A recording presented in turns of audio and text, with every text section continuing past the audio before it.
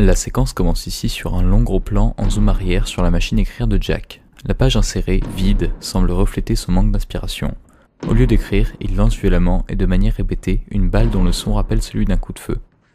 Le plan devient maintenant un plan d'ensemble montrant la solitude de Jack, tout petit au sein de cette gigantesque pièce. Un plan moyen permet maintenant de passer au sein du point de vue de Jack et donne l'illusion, par un fondu, qu'il lance la balle sur sa femme et son fils. Ces derniers semblent déjà observer. Ils courent apparemment pour le plaisir, pourtant ils semblent tout de même pousser dans le labyrinthe comme dans un piège. Pendant qu'ils s'essoufflent à courir, la caméra, montée sur un travelling, semble inépuisable. Celle-ci s'arrête sur le plan du labyrinthe, insistant sur le point de vue omniscient qui semble de l'ordre du surnaturel. Le Steadicam, employé ici avec une très large focale, donne ainsi le vertige au spectateur. Il s'agit d'un espace très restreint latéralement et ne laissant voir aucun horizon d'espoir. Le ciel est ici la seule échappatoire visible, mais au-delà de gigantesques buissons imposants.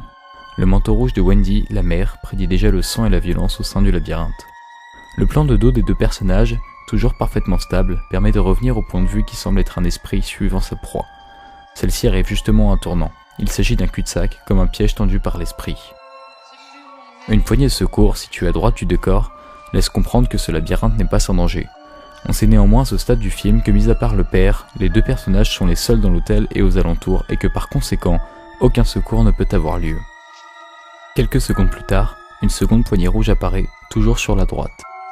Le fondu enchaîné va permettre de montrer que le point de vue, ce fameux esprit, n'est autre que celui de Jack.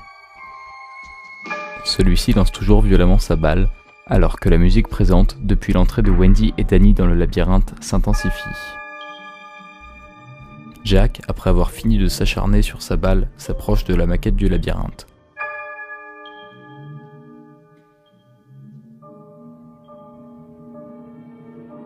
Il est maintenant filmé de face et observe sa maquette comme son plan de guerre.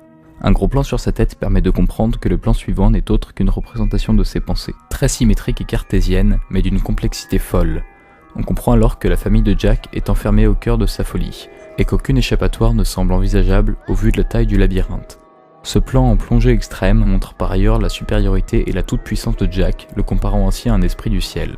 Le zoom avant montre que ses pensées se focalisent sur sa femme et son fils.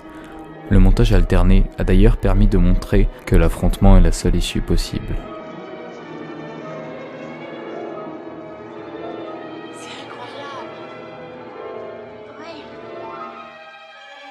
On voit ici Danny et sa mère marcher dans une allée verte dont les plaques latérales rappellent les pierres tombales d'un cimetière.